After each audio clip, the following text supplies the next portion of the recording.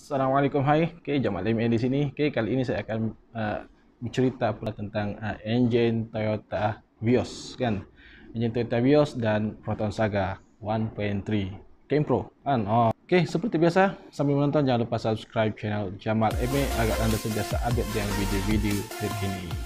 Di depan saya ni ada data engine, engine Toyota. Engine 1NZ FE, 2NZ FE dan 1NZ FXE.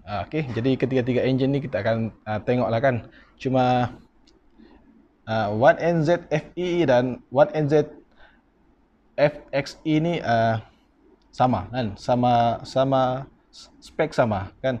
Yang berbeza cuma 2NZ FE. Sekiranya lah kan saya tidak menggunakan FD, semestinya saya akan menggunakan Toyota Vios. Sebab kalau kita ni kadang-kadang memang kita suka laju kan. Kenapa? Laju ni kadang-kadang lajulah kan. Tidak semestinya kita berlomba lah kan. 1NZ FE ni bersasaran 1.5 kan.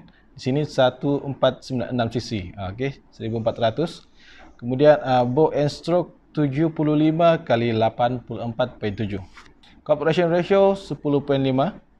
Output 105 horsepower pada 6000 rpm. Torque 138 Nm pada 4200 rpm. Di sini dia menggunakan RON 91, tidak tahu negara mana ni, Rusia. Ni negara Rusia, spek Rusia. Engine ni undersquare kan, undersquare. Tetapi kalau kita tengok size dia ni dan aftermarket product, piston aftermarket yang support Toyota Vios ni adalah sehingga 81.5, dan kita perlu resurfacing kita punya block ataupun skim block kan. Kita buang yang ni 84.7, jadi kita buang beberapa cm supaya kita dapat stroke bersaiz 81 ataupun 81.5 kan. So kita akan dapat bentuk combustion chamber square engine kan. Jadi engine kita sudah jadi mesra talaan. So kita boleh tune engine kita sama ada low end torque tinggi ataupun high end power yang paling bagus kan. Bila kita ada engine square engine kan, square engine ni macam FD2 kan, 4B11 juga, Inspira ataupun Mitsubishi Evo kan. Dan yalah yang tu kan. Yang ni kalau kita tala dia untuk low end torque baik, kita perlu gunakan long air intake kan, ataupun cooled air intake yang panjang dan header 41. Tetapi apabila kita menala engine ini supaya high end power lebih bagus ataupun lebih laju, kita boleh gunakan short arm air intake ataupun hot air intake, dan manifold kalau boleh kita pendekkan. Tidak tahulah kalau ada aftermarket product yang support manifold pendek untuk engine 1NZ FE ni kan. Dan exhaust kita gunakan header ataupun extractor 421. Jadi yang ni kita lebih kepada laju lagi kan. Walaupun kita tala dia untuk laju, disebabkan dia full inject, dia ada map sensor kan. Benda ni torque dan horsepower ni dia akan sentiasa serasi juga. So apa jadi kalau kita silap setup? Contoh kita exhaust kita menggunakan extractor ataupun header 41, tetapi kita punya air intake kita guna yang pendek kan. Yang ini kalau kita gunakan begini, engine kita akan ada backfire kan. Contoh kita boleh dengar bunyi letupan di exhaust kita kan, terutamanya bila kita laju lah kan. Bila kita laju automatic transmission pula, kita akan dengar bunyi letupan di exhaust kita kan. Yang ini sebenarnya simptom backfire kan.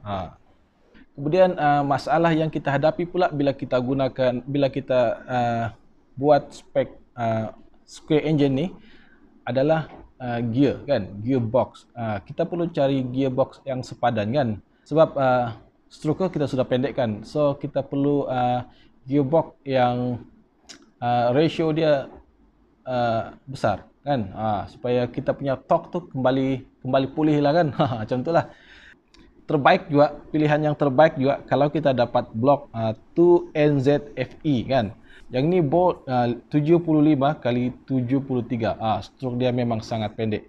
Yang ni mungkin tiada dalam pasaran kita lah kan. Saya semak-semak tadi, yang ni dalam pasaran India kan. So kalau kita gunakan blok ini kan, dan kita gunakan piston paling besar, okay, 81 ataupun 81.5 maksima untuk engine ini. Okay.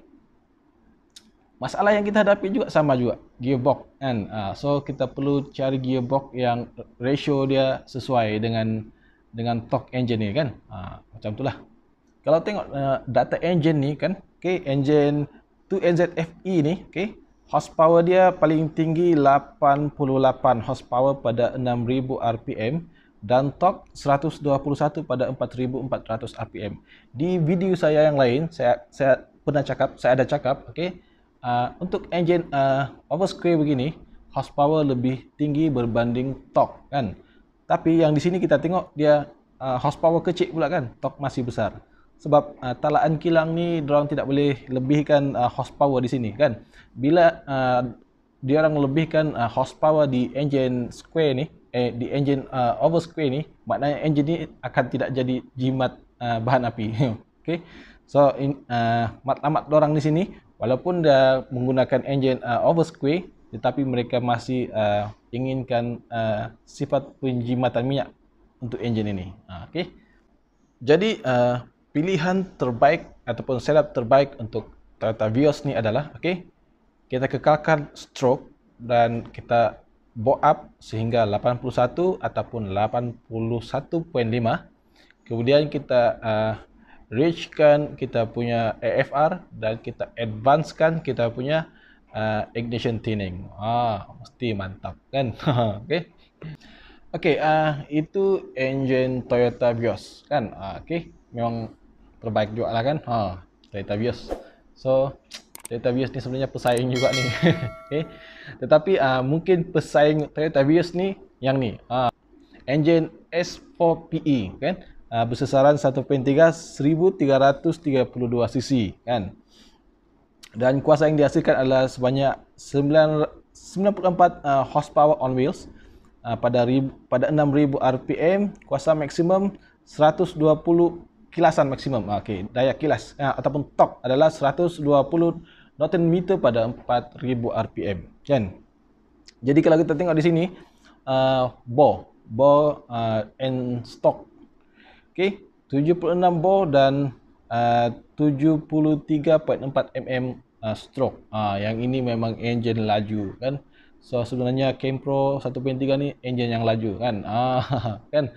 Dan kalaulah kita besarkan ataupun bow up engine ini, mungkin andai kata kita gunakan size maksima piston Vios tadi kan 81 mm ataupun 81.5 kan. Okey, kita gunakan kita bow up sehingga 81.5 mm kali 37.4 mm stroke. Memang laju engine ni, memang laju kan.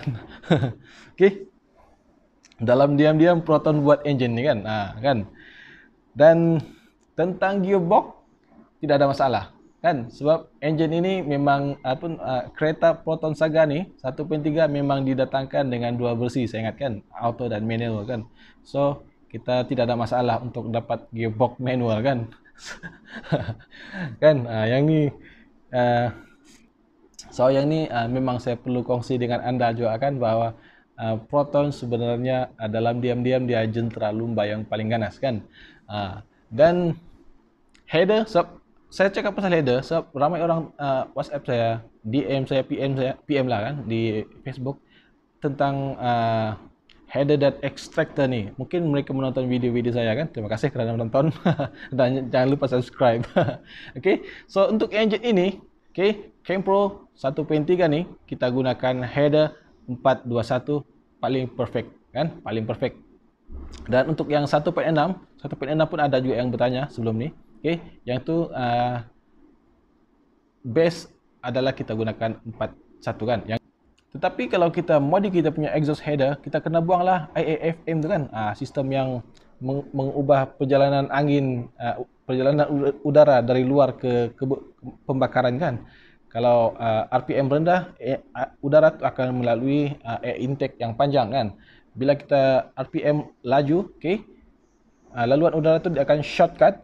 So laluan udara akan menjadi pendek untuk sampai ke engine kan. So kita kena buang lah itu kan.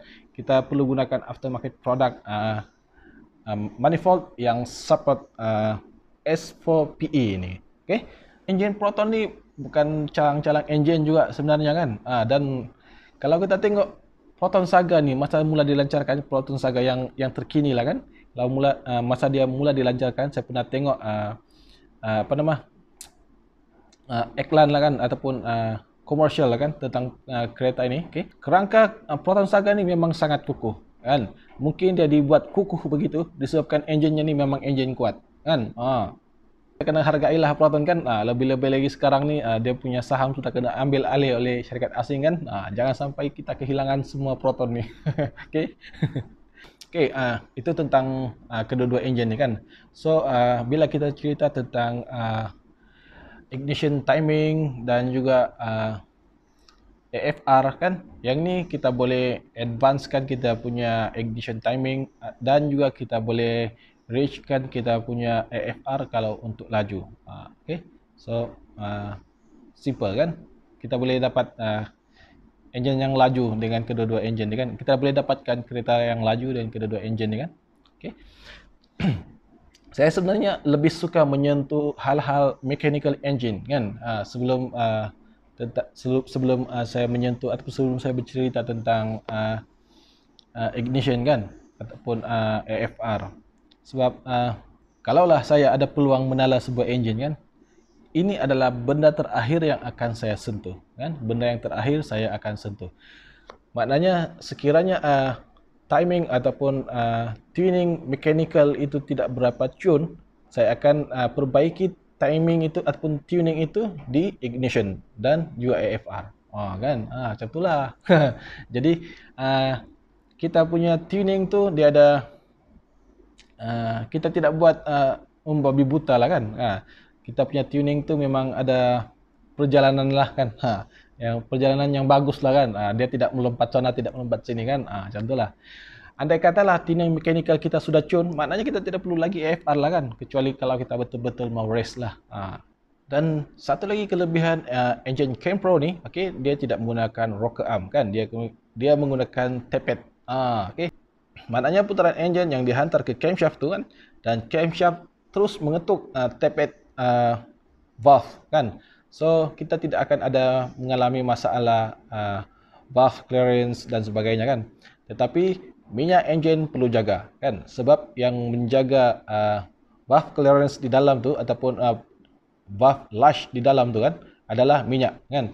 So kalau minyak sentiasa okey, maknanya tuning kita di dalam tu sentiasa perfect. Okey. Jadi itu sajalah perkongsian saya untuk video kali ini. Engine berkenaan dengan engine Toyota Vios dan Proton Saga S4PE 1.3 kan. Okey, terima kasih kerana menonton sampai ke sudah. Jangan lupa subscribe channel Jamal MS. Semoga kita berjumpa lagi di video yang akan datang. Assalamualaikum, bye bye.